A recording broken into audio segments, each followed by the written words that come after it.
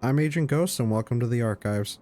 Today I'm bringing you my favorite Heartbreaker build to farm countdown, and if you are a new or returning player, don't worry, I'm going to leave in the description below a link to a subreddit guide for all the information that you would need to go about farming countdown. It is such an invaluable resource, so please take advantage of that. Before we get into it, a quick disclaimer. This build isn't originally mine. I have tried out other Heartbreaker builds. I've tried out making other Heartbreaker builds, but ultimately this is the one I kept coming back to and it's my favorite. I'm going to leave in the description below a link to the original build page, so you can check it out and see that for your guys' self if you're interested. But I just want to be honest and upfront, and I'll always do that about builds if I'm not the original creator of it. I do have plans to bring out original builds in the near future, might be the next 1 or 2 videos, but this is my favorite build to farm countdown with for other builds, so that's why I wanted to bring this to everyone as a resource and in a collective space so you can reference it and use it as see fit for any future builds. Okay, I want to start things off by talking about the technician specialization. So we're using this specialization for the skill tier that gives it +1 skill tier for all of our skills. And then it gives us a weapon mod that is core in this entire build setup. And we'll go over that here in a second. But first we're going to talk about the rock and roll shotgun. So you can use this or the AC-12. That's shotgun. That is the non-named variant of this shotgun, and then you can also use the sledgehammer shotgun if you want. All of those would work perfectly well, but I prefer rock and roll for the talent down here called Perfectly Extra. Gives us plus 50% magazine capacity, which makes our magazine 30 up here. The only other thing I want to touch base on is the, you can pause and look at the attributes, but the damage to target out of cover. That's what I would recommend to go with it because that's the highest multiplicative damage for any enemies that aren't using the cover system in the game. I have experimented and I have friends that have experimented with reload speed as well, and that is I think also beneficial and works absolutely fine, but I would still go with damage to target out of cover just for the most damage that you can get out of this whole thing, especially with that 30 magazine. But this main point of this weapon is to build stacks for Heartbreaker. So if you want the more reload speed, you can technically get stacks even quicker. So, but you can get them perfectly, absolutely fine with damage to targets out of cover. Anyway, you can also pause and stop for my mods that I have on the weapon. They're right there, including the linked laser pointer. It's key of this build once again, and that comes from the technician specialization. The Kingbreaker.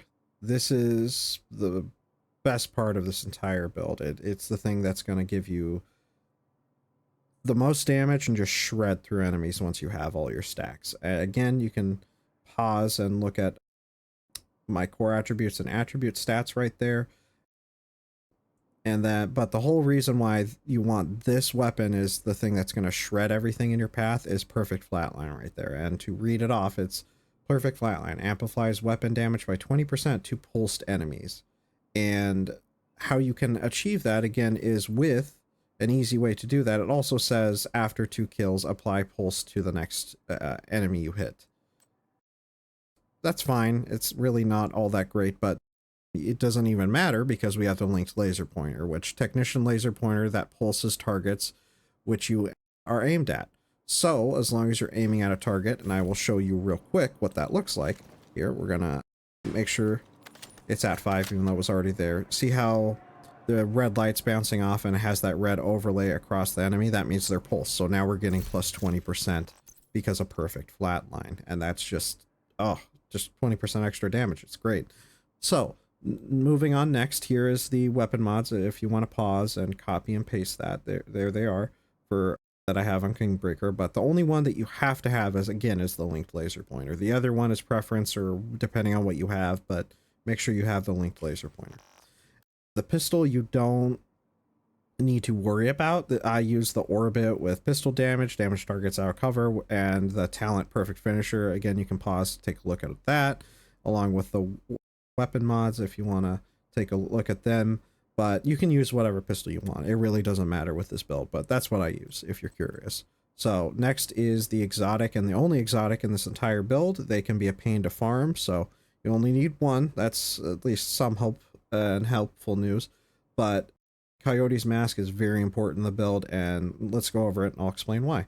So for the core attribute, I have weapon damage. The regular attributes, I have plus 6% crit hit chance, plus 10.8% crit hit damage, and an armor mod of plus 12% crit hit damage in there. And then this big part of this whole exotic is the talent, Pack Instincts.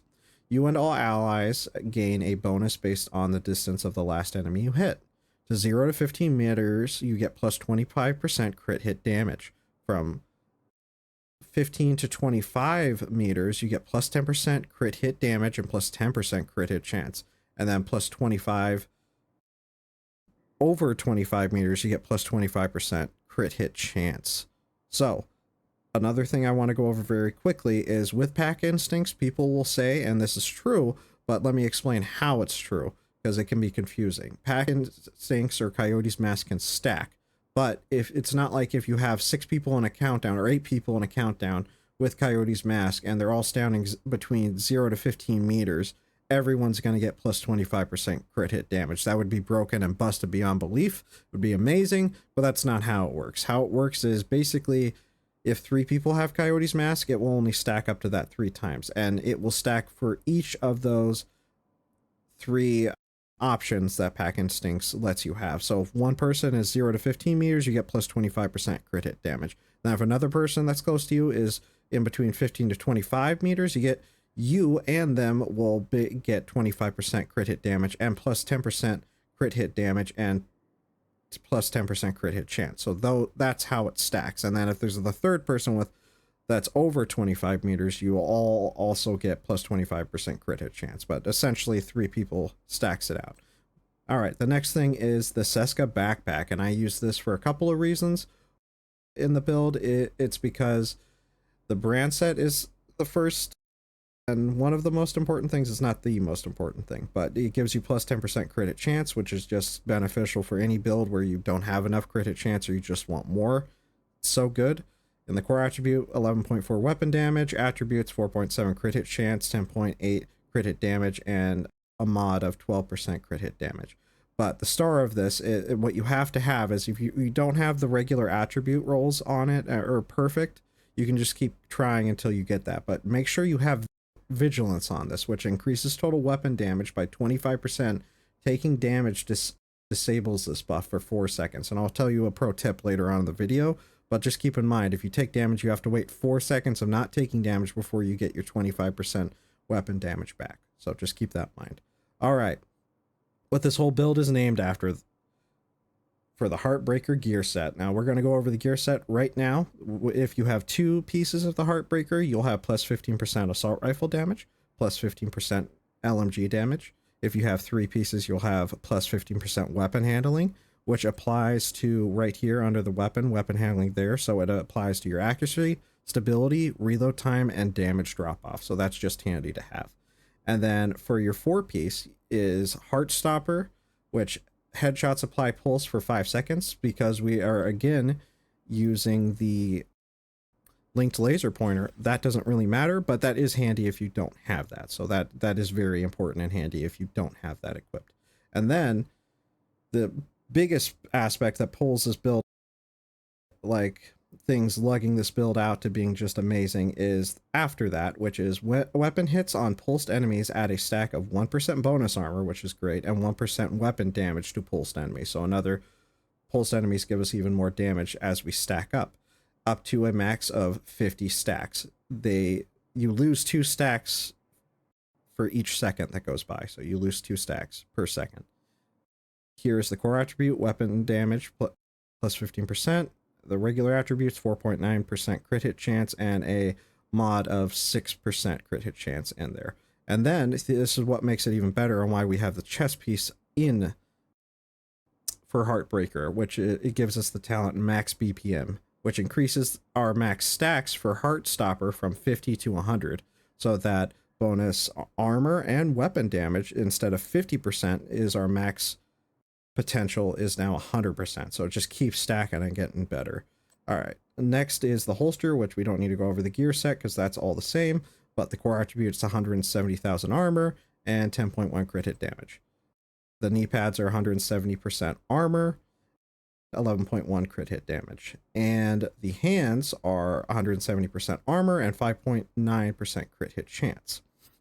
You can change these values depending on how you want, and we'll go over what you kind of want to aim for in the stat section later. Now, moving on to the skills. The most important skill, and the other skill we'll go over in a second, that can be changed to whatever your preference is, but you need to have the Crusader Ballistic Shield. And the reason why we are in tier 4 is because the +1 skill that we get from Technician, but also these 4 armor cores that we get from having in our armor apply to our shield. It's armor cores also, as well as skill tiers, apply to any shield ability you use, which is great. So that's why it's tier 4, which gives us plus 40% active regeneration, plus 150% shield health, and plus 20% holstered regeneration. So that's a big reason why we have those as well. Survivability, and it affects our shield. The next skill is the Reviver Hive. I recommend this skill because it's just an extra life, and who doesn't like that? But if you don't like that or have a different preference, that's completely fine too. This is the one and your pistol where you can exchange out. And again, you can use any of the 3 variant AC-12 shotguns that we went over earlier as well.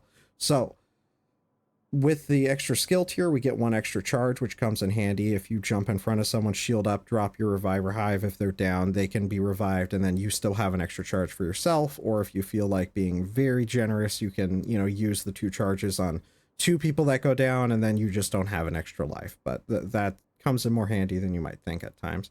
And then plus 10% armor repair when you're revived, so you just get even more armor back when you're revived from the Reviver Hive. 5% range, 5% drone speed, and 70% health, because if you throw your hive out, people can shoot it and destroy it. So just more health means it takes longer for them to destroy it. And then the stats. So we'll go over this real quick. We already went over the talents, but I have 280,000 weapon damage, 65,000 PvP, which doesn't matter because it's not a PvP build, but there you go. 51.9% crit hit chance. I would aim for 50% because with Coyote's mask, the benefit of at the ranges that you could be gives you the most benefit around 50%. Doesn't have to be exact, but shoot for 50%. And then whatever else put into crit hit damage, which I have 111%. 45% headshot damage, 10% damage to armor, as well as to damage to targets out of cover. Moving on, 51.4% all weapon damage bonus, great. 30% assault rifle damage bonus, 14.6% shotgun damage bonus, yes, 15% pistol damage bonus, all amazing thing. The gear talents, again, we already went over those, so we don't need to. Moving down to 1,287,000 armor, so right there it says 1.3 to the bottom left, it just rounds up to the nearest million, so but I'm very close with that. And yeah, here are all my other stats. 306,000 max health. And then to go over real quick a demonstration, I'm going to build up stacks and show you on this training dummy how that all that process looks and the damage that you get from this build. So we'll just go for invulnerable. Actually, might have to edit this out, go back around. I wanted a name target. I kind of skipped through it. My bad. So let me gain up stacks by just shooting this enemy with my rock and roll. There we go. I'm already at max stacks. You can see my little armor there. And I'm hitting 1.1 million to 1.3 once I break the armor. It's going to hit 1.3 outside of the named enemy's armor, but it's 1.1 with max stacks and hitting the armor. And named enemies are basically like mini bosses to sometimes bosses in the game.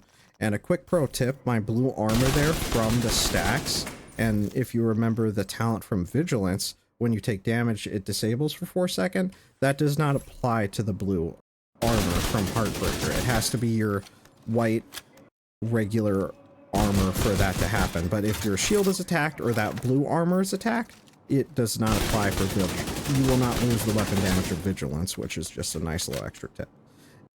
Now I'm gonna go towards end the video with open world gameplay showing off that you can still use this build in open world, not just countdown farming with friends on heroic. But I would just keep it with open world heroic for you to use this to farm. But that's the footage to show off that you can still use it and have a build. Take care, be safe, thanks for watching.